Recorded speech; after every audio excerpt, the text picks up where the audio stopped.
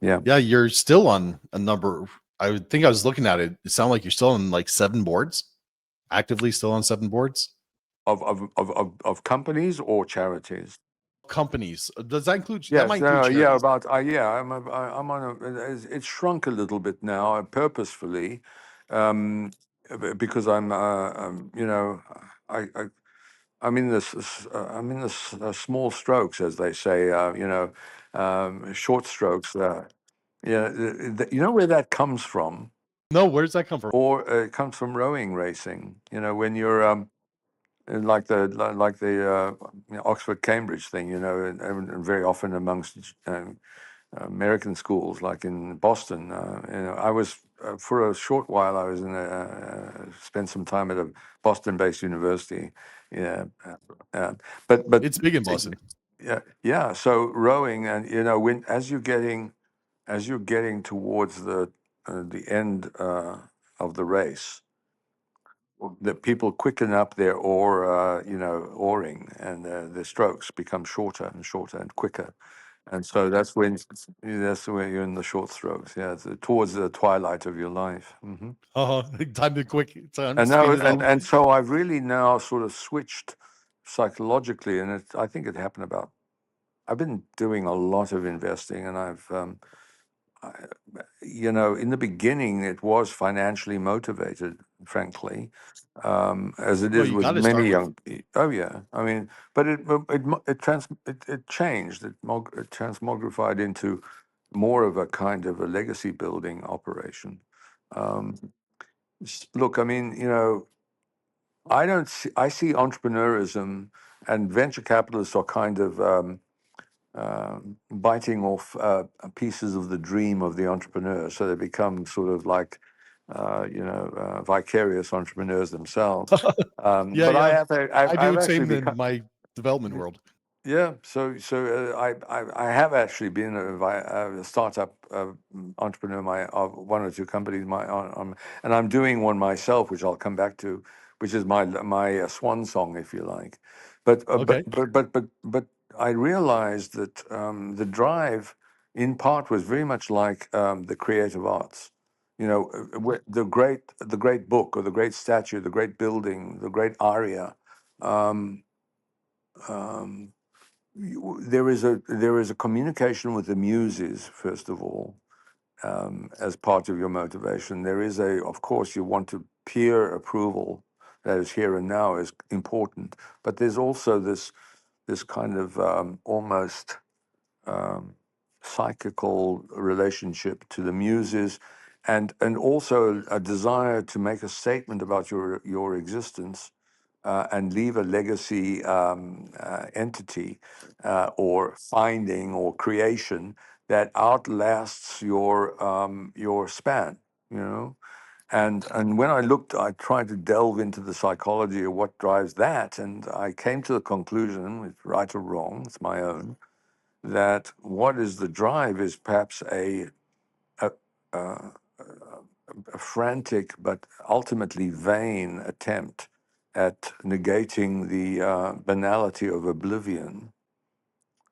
What you're Uh-huh. trying to do is to last, to last beyond your time.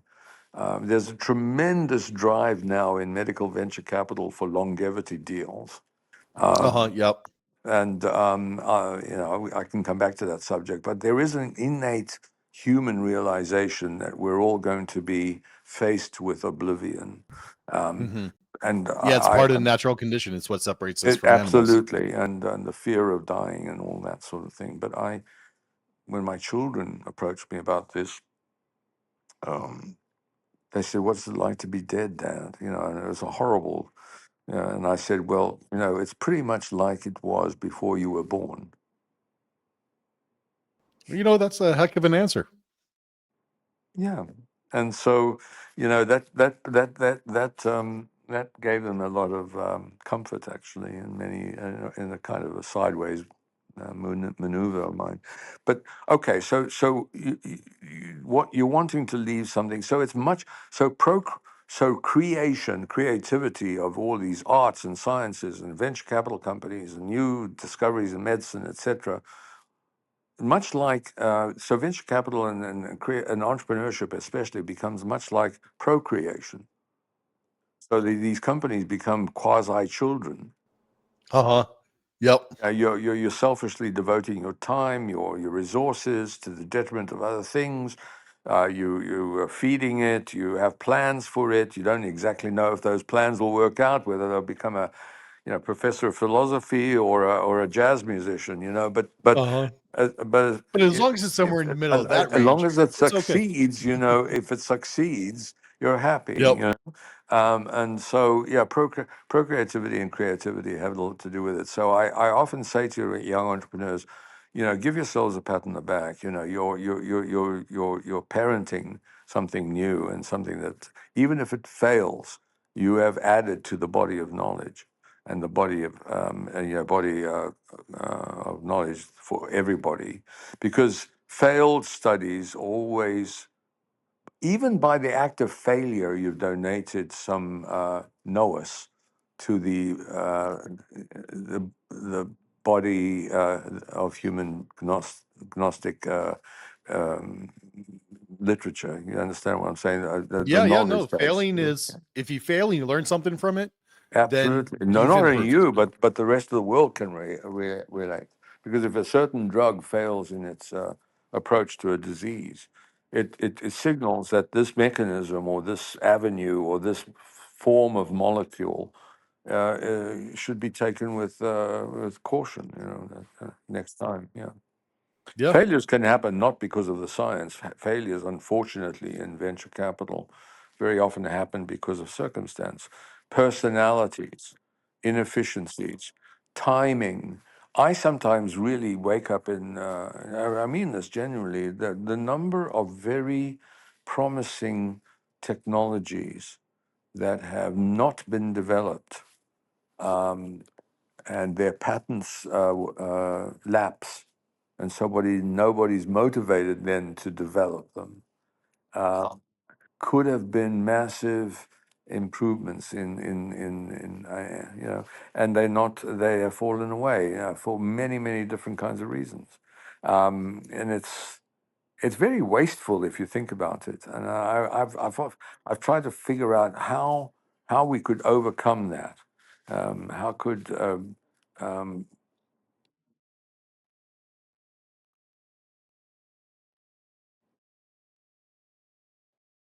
I, I've actually dichotomous feelings about it. When I was on the board of the College of Chemistry at Berkeley, I mean, around me were people that were very adamant that patents ought to be abandoned, that findings of novelty and innovation ought to be immediately pro bono, and and very socialist approach, frankly. On the other hand, it could not often, but not always, but often. I argued opposite. I argued, look, I mean, human beings are at base, not the word is not greedy, but ambitious, and the patents allow for ambition to be awarded, financially, so it becomes a kind of a rainbow pot. Um, the trouble is that in medicine and maybe in some other sciences, the sophistication in science has advanced very widely, and so the regulators, the FDA, also is advancing in its knowledge, and by that you get a paradox of sophistication. The FDA now puts up more barriers because it knows how to. Um, you see, and But when and you're the so gatekeeper and your job is to be a gate, you get very good at that. yeah, well, the patents were in fact improved. The patent law were improved a few years ago in terms of protections. But I think that if we were to increase the patent life to 25 years, for example, it might in fact lower the price points of the products of pharma companies, because they'd have more time to recoup, you understand, and make a decent profit. So it could have a benefit to make patents longer, and also recognize that development time has become longer, and the current administration boasts that it's trying to shorten all of that, and they're taking some measures to try and shorten the regulatory process, laudably if it happens. But one way to do it would be to for Congress to and other regulators around the world to lengthen patent protection. I have a particular interest, and I wrote to Kennedy about this before he was.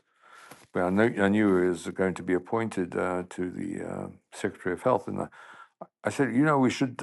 Another idea I had, we should start an institute at the NIH, which I called, kind of tongue in cheek, I called it the National Institute for Repurposing Drugs, at NIRD, pronounced NERD.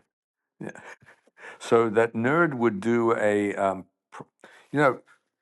are lots of drugs that are off patent that are not used in certain ways, and some doctors describe how they could be used in different ways than they always were used.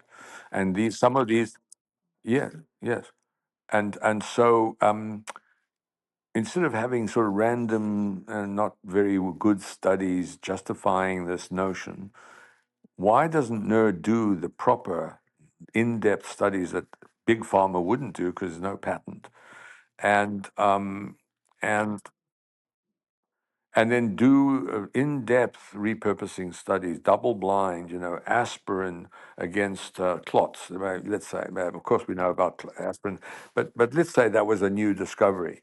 Aspirin is an antiplatelet drug, and it was always used for pain and fever, but it's got lots of different uses now. But that so you do a proper widespread, deep study, double-blind controlled, big N's, big numbers of patients, and you have this unassailable result. Okay, now you go. The institute would go to the FDA, and the institute would get an approval for aspirin in that use, and then you could find a way to sub-license the use approval to marketers in the pharmaceutical industry that would pay a small royalty back to the institute, and the institute would then become self-sustaining. And then, as you do this more and more, the general price points of drugs would be lowered as doctors now felt empowered properly to use these old drugs in these new ways, and that could have a massive effect on the drug pricing prospect. So that is a thing that, whereas I said 25 years of patent is music to the pharma ears, this idea of NERD is antipathy to the pharma ears. Because it Yeah, would, it's interesting the kind of mix you can bring in, or maybe shouldn't bring in, where government officials can have rewards, um, rewards and kind of investment opportunities that should or shouldn't make sense. That's interesting perspective to see it coming from a capitalist, capital venturist perspective.